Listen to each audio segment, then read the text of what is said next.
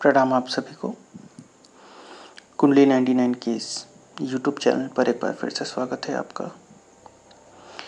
आज हम बात करेंगे कि प्रकृति में 23 सितंबर को 12:16 पर दो महत्वपूर्ण बल्कि अति महत्वपूर्ण छायाग्रह अपनी अपनी राशियां बदल रहे हैं। राहु और केतु।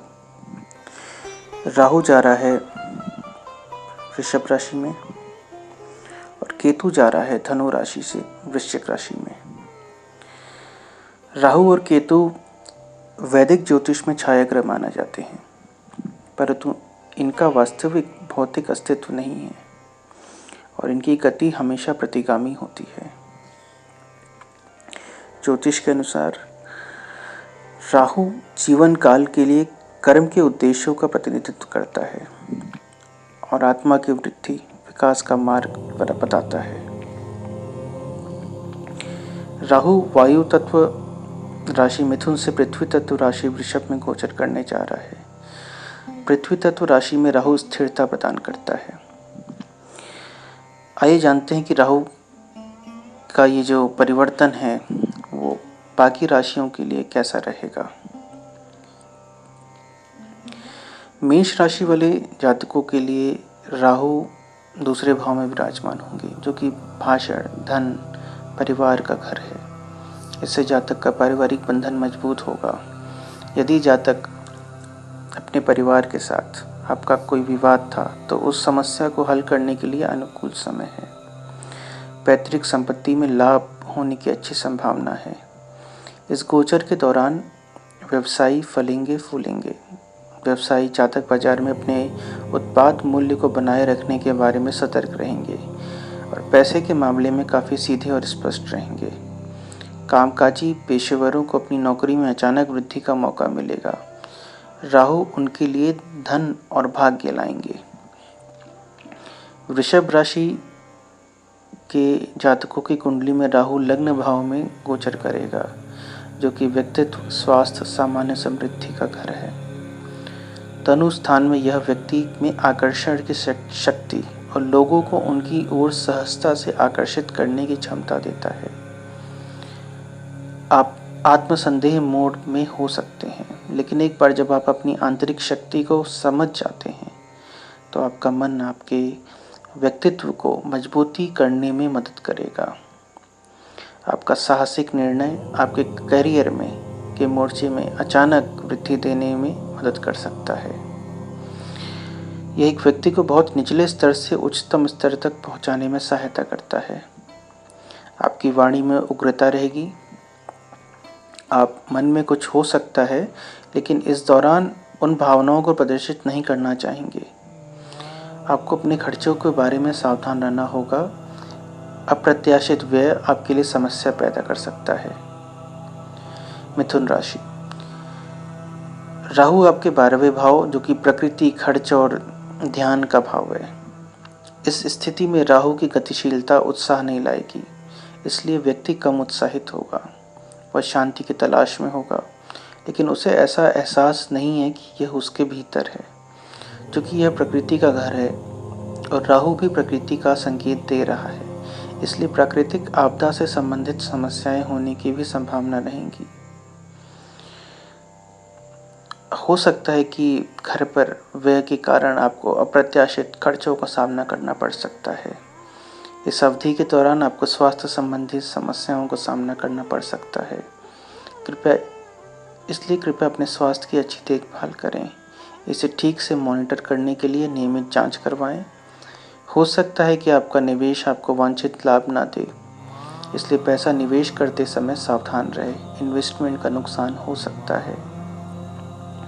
आप महंगे कपड़ों, आभूषणों, कारों आदि जैसे भौतिकवादी चीज़ों में निवेश करने की कोशिश करेंगे, लेकिन बहुत अधिक खरीद के बाद भी आपको संतुष्टि नहीं मिलेगी। कर्क राशि वालों के लिए राहु आपके 11वें घर में है, जो कि बड़े भाई के संबंधों, लाभ, इच्छा की पूर्ति का भाव है। इस स्थिति में राहु की गतिशीलता अत्यंत शक्तिशाली होगी। लोग विभिन्न मार्गों से धन प्राप्त करते हैं। लोग अत्यधिक महत्वाकांक्षी हो जाते हैं। उनके पास उत्कृष्ट कल्पना शक्ति होगी। जीवन में उत्कृष्ट आकांक्षाएं होंगी। दोस्तों और बड़े भाइयों के साथ साथ रिश्ते मजबूत होंगे। लोगों को उनसे बढ़िया लाभ मिल सकता है। ये पारगमन आपको नाम, प्रसिद्धि, यश प्रदान करेगा। आपको संतान से सुख और संपत्ति प्राप्त होगी। राहु के राशि परिवर्तन से आपको एक सुंदर घर, शानदार कार, गहने, जीवन के आराम जैसी सभी भौतिकवादी इच्छाओं को पूरा करने में मदद मिलेगी। इस स्थिति में राहु व्यक्ति को श्रेष्ठता प्रदान करता है। वृत्ति लाभ के लिए यह एक अच्छा समय है, लेकिन उन्हें लॉटरी, जुआ आदि में निवेश करने से बचना चाहिए। लोगों को रहस्य विज्ञान में रुचि हो सकती है और वे इस अवधि के दौरान सीखने में रुचि रखेंगे। सिंह राशि। राहु आपके 10वें घर में गोचर करेगा। यह भाव कार्य के लिए है। लोगों को नई जिम्मेदारियां मिलेंगी। आप इसे सफलतापूर्वक संभाल पाएंगे। आपकी कल्पना और रचनात्मक कौशल आपको शीर्ष स्थान पर ले जाएगी। काम के प्रति आपका जुनून आपको करियर के मोर्चे में नई ऊंचाइयां देगा। उत्कृष्ट प्रगति जातक को प्रशासनिक शक्ति प्रदान करती है। धन सृजन के लिए यह अच्छा समय है। नौकरी में बदलाव की संभावना है, इसलिए जिन लोगों की इच्छा बदलना है उन्हें इस अवधि में पूरा मौका मिलेगा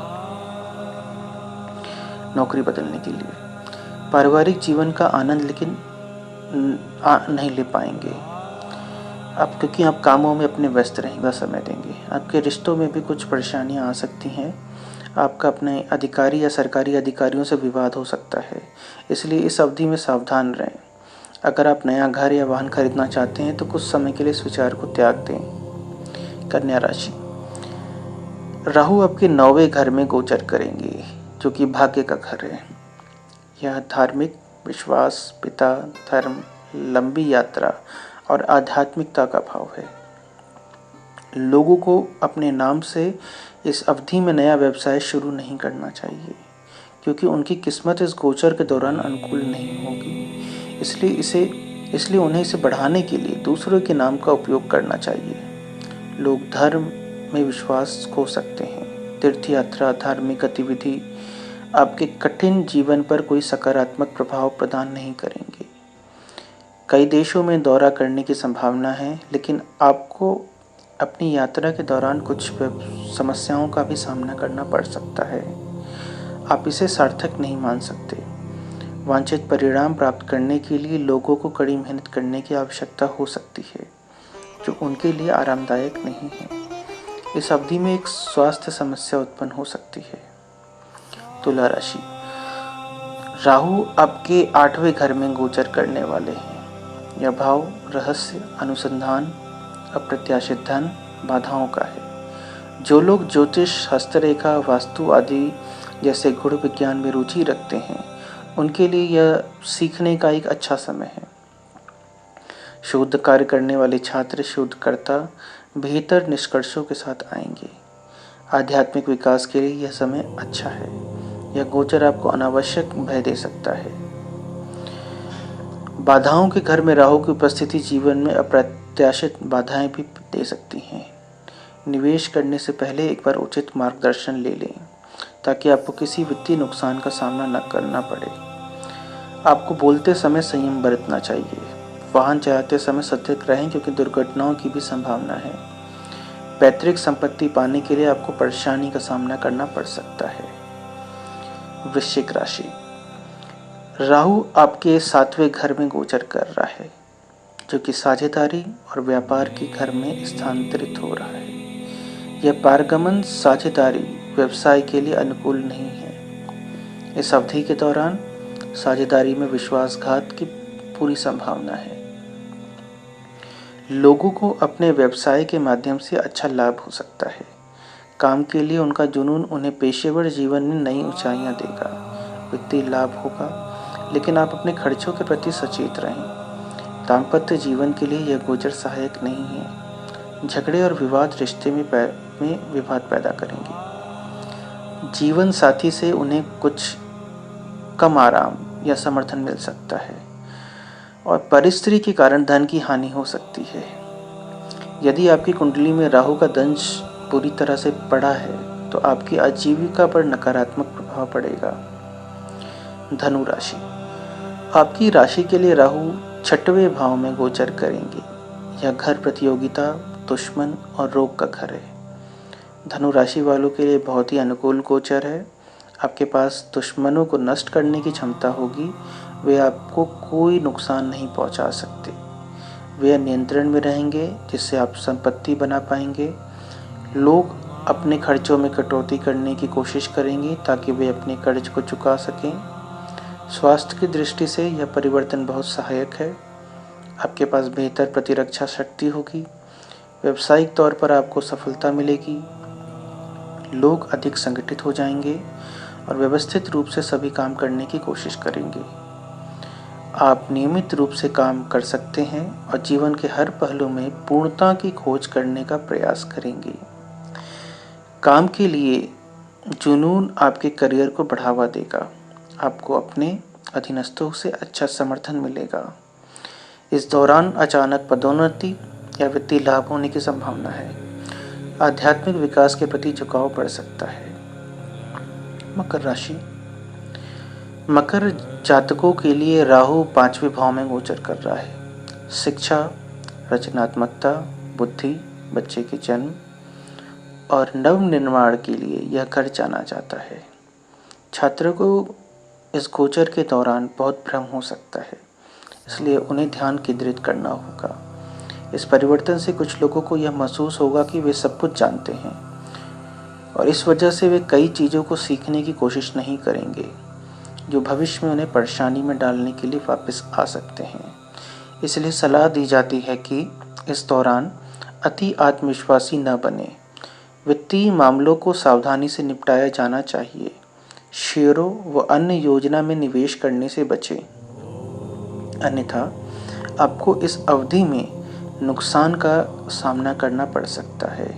यह गोचर आपकी आय को प्रभावित कर सकता है। आपको उम्मीद सकता है अपने बच्चे की बहुत अच्छी देखभाल करें, क्योंकि उन्हें कठिनाइयों का सामना करना पड़ सकता है। कुंभ राशि, राहु 4th भाव में गोचर करेंगे। यह भाव माता के साथ संबंध, आराम, प्रारंभिक शिक्षा, संपत्ति, वाहन और मानसिक शांति को प्रदर्शित करता है। राहु गोचर आपको मिश्रित परिणाम प्रदान करेगा। आप काम से ज़्यादा भौतिकवादी सुख का आनंद लेना चाहेंगे, लेकिन यह आपको संतुष्टि नहीं देगा। आपकी माँ की तबीयत खराब हो सकती है, इसलिए उनकी बहुत अच्छी देखभाल करें। घर को बदलने की योजना बना रहे हैं लोगों के लिए ये एक अच्छा अवसर होगा। लोग संपत्ति या वाहनों में बड़ा निवेश करना पसंद करेंगे, लेकिन किसी भी सौदे को अंतिम रूप देने से पहले इस अवधि के दौरान सावधान रहें। अत्यधिक खर्च आपको कर्ज में डाल सकता है। आपका करियर में अपना सर्वश्रेष्ठ कर सकते हैं, लेकिन फिर भी आपको उसके नाम, पहचान और पदोन्नति नहीं मिल सकती है। लेकिन आस ना छोड़ें, अपना अच्छा काम करते रहें। इस मेहनत के लिए आपको भविष्य में अच्छे परिणाम जरूर मिलेंगे। मीन राशि, मीन राशि वालों के लिए राहु 3रे घर में गोचर करेगा। यह भाव छोटे भाई बहनों के साथ संबंध, संचार और साहस को प्रदर्शित करता है। अनुकूल पारगमन किसी भी विषम परिस्थितियों से निपटने का साहस प्रदान करेगा। आपकी अवचेतन शक्ति आपको अपना लक्ष्य प्राप्त करने के लिए मार्गदर्शन करेगी। आपकी संचार क्षमता आपके लिए सफलता और सुरक्षित वित्तीय लाभ के मार्ग का निर्माण करेगी। आपकी सुपर काल्पनिक शक्ति यथार्थवादी दृष्टिकोण का पालन करने के लिए आपको कल्पना में बेहतर स्थिति में ले जाएगी। आपका बातूनी स्वभाव आपके भाई बहनों के साथ विवाद पैदा कर सकता है, इसलिए बात करते समय संयम बरतना आवश्यक होगा। यह पारगमन आध्यात्मिक विकास के प्रति आकर्षण पैदा कर सकता है। आप इस अवधि के दौरान सोशल मीडिया में अधिक शामिल हो सकते हैं, जो अन्य कार्यों के लिए आपके कीमती समय को बर्बाद कर सकता है। आप गैजेट्स, इलेक्ट्रॉनिक आदि पर पैसा लगा सकते हैं, इसलिए पैसा खर्च करते समय ध्यान रखें कि ये ज़्यादा ना हो। ये हुई राहु के बात।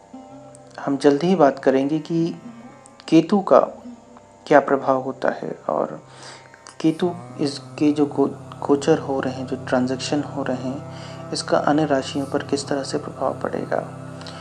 तब तक के लिए इस चैनल को सब्सक्राइब करें ताकि इस तरह की और वीडियोस आपको भविष्य में मिलती रहें।